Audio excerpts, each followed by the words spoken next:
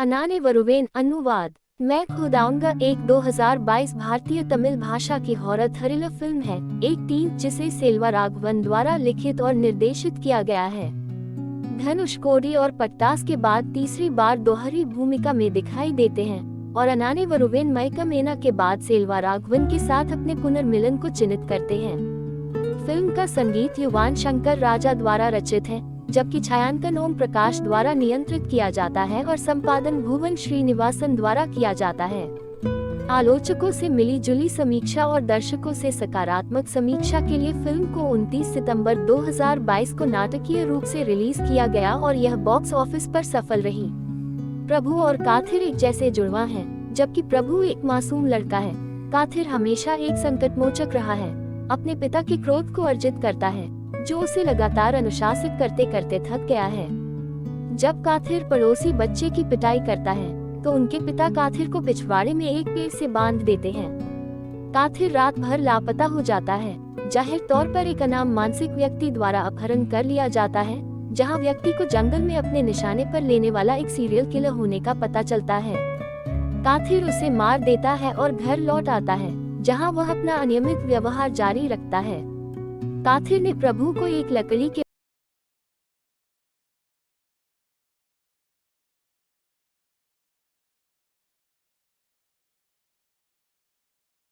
बक्से के अंदर बंद कर दिया और अपने पिता को कई बार चाकू मारा, जिससे उनकी मौत हो गई। काथिर की मां उसे पुलिस के हवाले नहीं करती, बल्कि एक स्थानीय संत की मदद लेती है।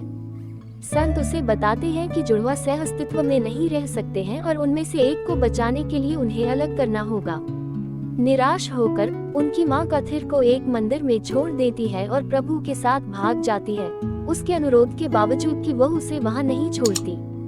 वर्षों बाद प्रभु एक प्यार करने वाली पत्नी भुवना और एक बेटी सत्य के साथ एक अच्छी तरह से स्थापित परिवार का आदमी है, जिसके साथ वह बेहद जुड़ा हुआ है। 12 साल की उम्र में सत्या में सिजोफ्रेनिया के लक्षण विकसित होने लगते हैं, जो प्रभु के परिवार की शांति को भंग करना शुरू कर देता है। वह किसी अनजान व्यक्ति से बात करने लगती है और अक्सर उसकी नींद उड़ जाती है।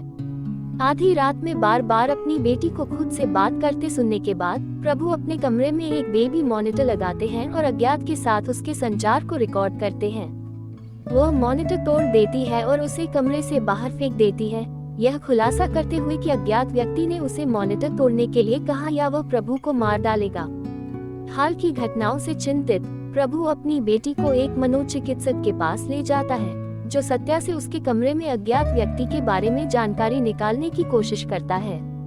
सत्या ने खुलासा किया कि अज्ञात व्यक्ति सोनू है, जो एक छोटा बच्चा है जो उससे अक्सर बात करता है। प्रभु और मनोचिकित्सक द्वारा सत्य के इस दावे को खारिज करने के बावजूद कि सोनू मौजूद है, सत्य अभी भी अडिग है कि वह वास्तविक है। अपने स्वयं के शोध के आधार पर प्रभु युवा घोस्टबस्टर्स के एक समूह को काम पर रखते हैं, जिनसे वह यूट्यूब पर मिले। तकनीकी टीम सत्य के कमरे के अंदर असाधारण गतिविधि की निगरानी के लिए उच्च अंत तकनीकी उपकरण लगाती है। रात के मध्य में टीम यूवी प्रकाश का उपयोग करते हुए पैरों के निशान पाती है, लेकिन सत्या अपने कमरे से गायब है। पैरों के निशान सत्या के कमरे में वापस जाते हैं, यह संकेत देते हुए कि उसने अपने कमरे में एक त्वरित यात्रा की। दरवाजा बंद है, जहां वे फिर से सत्या की आवाज सुनने लगते हैं।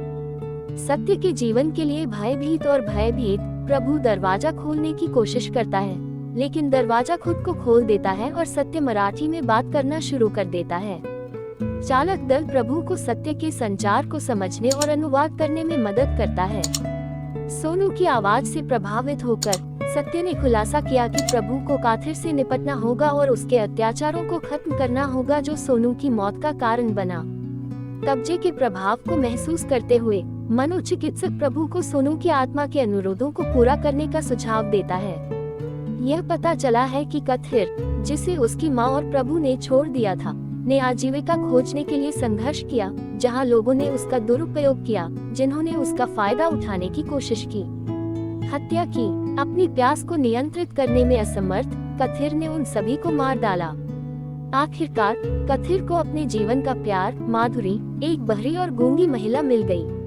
वे शादी कर लेते हैं और जुड़वा बच्चों सोनू और मनु के साथ जंगल में एक सुदूर केबिन में बस जाते हैं। एक दिन सोनू ने अपने पिता की जीप में खुद को छुपा लिया और काथिर द्वारा जंगली जानवरों के शिकार का दस्तावेजीकरण करने के लिए उसका पीछा किया, लेकिन उसके पिता ने पर्यटकों के एक झुंड को मार डाला, जिन्होंने मारिजुआना के एक छोटे से मुद्दे पर अपने बच्चों के सामने उसका अनादर किया।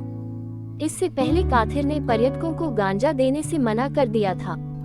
काथिर सोनू को समझाता है कि वह उसके आग्रह को नहीं समझ पाएगा और उससे इस तथ्य को परिवार के बाकी लोगों से छिपाने का अनुरोध किया। आखिरकार सोनू ने माधुरी और मनु को काथिर के असली स्वभाव के बारे में बताया, जहां परिवार की शांति भंग हुई। जब माधुरी काथिर को जुड़वा बच्चों के साथ छोड़ना चाहती थी, उसने काथिर को यह भी आश्वासन दिया कि वह पुलिस के पास नहीं जाएगी। अपने परिवार को फिर से खोने के डर से काथिर ने जुड़वा और माधुरी को बंद कर दिया। जब काथिर नशे में था तो माधुरी ने जुड़वा बच्चों के साथ फिर से भागने की कोशिश की। जब काथिर ने उन्हें देखा तो उनकी योजना उलट गई। उसकी गुहार के बावजूद कि वह काथिर के बारे में पुलिस को रिपोर्ट नहीं करेगी, उसने उसे जुड़वा बच्चों के साथ छोड़ने से इनकार कर दिया। आगामी बहस में काथिर ने गलती से माधुरी को अपने चाकू से मार डाला। उनके बड़े बेटे और जुड़वा सोनू की भी दुर्घटना में मौत हो गई थी। मनु घबरा गया और काथिर ने उसे वापस ले लिया। मनोचिकित्सक गुना, प्रभु और सत्य चोपड़ा की यात्रा करते हैं, जो एक उत्तर भारतीय पहाड़ी शहर है जो विशाल हरे भरे जंगलों से घिरा है। सत्य तभी जवाब देता है जब उसे सोनू कहा जाता है। सत्य का मानसिक स्वास्थ्य अंततः बिगड़ने लगता है। प्रभु सत्या को सोनू के स्कूल ले जाते हैं। मनु को पाकर वह उससे बात करने की कोशिश करती है, लेकिन डर के मारे भागने लगती है। वह मराठी में बोलती है और सांकेतिक भाषा में संकेत देती है, जिससे मनु का विश्वास प्राप्त होता है। सत्य अपने चाचा प्रभु की मदद से मनु को काथिर से बचाने का वादा करता है। मनु सत्य और अन्य लोगों को उस रात बाद में अपने घर पर मिलने के लिए कहता है और उन्हें सावधान रहने की चेतावनी देता है, क्योंकि काथिर को जंगल के बारे में ज्ञान है और उसके पास अनुकरणीय शिकार कौशल है। प्रभु और काथिर अंततः एक लंबे समय के बाद मिलते हैं, जहां प्रभु स्वीकार करते हैं कि वह काथिर को मारने के आग्रह के बारे में जानते हैं और उनसे मनु को छोड़ने की विनती करते हैं और उन्हें बताते हैं कि वह इनमें से किसी भी घटना की सूचना अधिकारियों को नहीं देंगे। अत्यधिक कड़े होने पर काथिर और प्रभु में झगड़ा हो जाता है। काथिर के युद्ध और शिकार कौशल की कमी के कारण प्रभु उसके द्वारा भारी रूप से घायल हो गए और मारे जाने वाले थे। सोनू के कब्जे में सत्य ने अपने तीरंदाजी कौशल का प्रदर्शन किया और प्रभु को मारने से रोकने के लिए काथिर को चोट पहुंचाई। मनु ने काथिर को धमकी दी कि अगर काथिर नहीं रुका तो वह चट्टान से नीचे कूद जाएगा। प्रभु काथिर को पकड़ लेते हैं और वे दोनों चट्टान से गिरकर मर जाते हैं। परिणाम स्वरूप सोनू सत्य को छोड़ देता है। प्रभु चट्टान की चोटी पर चढ़कर वापस आता है। प्रभु का दावा है कि सब कुछ सुलझा लिया गया है और काथिर मर चुका है। हालांकि मनु काथिर के जीवित रहने के कौशल के प्रति आश्वस्त होने के कारण प्रभु से काथिर के अस्तित्व को महसूस करने के लिए कहता है। जुड़वा टेलीपैथी का उपयोग करके यह पुष्टि